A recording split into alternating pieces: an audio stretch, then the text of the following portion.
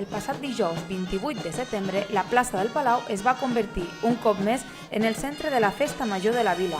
Després del tradicional cercavila de graellers que havia començat a la plaça de la Creu i que havia impregnat de música als carrers de Molins, els actes festius organitzats per dijous a la tarda es van concentrar al pati del Palau. Allí, el grup de graellers de la ciutat, format per músics de totes les edats, va concloure el seu segon cercavila de festa major amb més música i timbals. En aquells moments, la plaça ja estava plena de famílies que s'havien apropat amb els més petits de la casa en busca de festa. Aprofitant l'ambient festiu generat per la música, es va donar inici al berenar popular.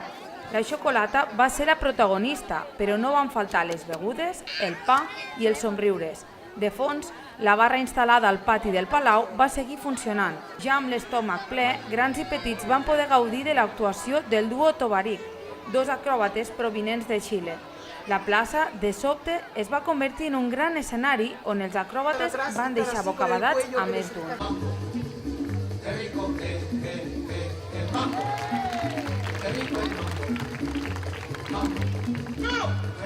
L'espectacle va ser del tot participatiu i entre bromes i acrobàcies va aixecar el somriure dels assistents.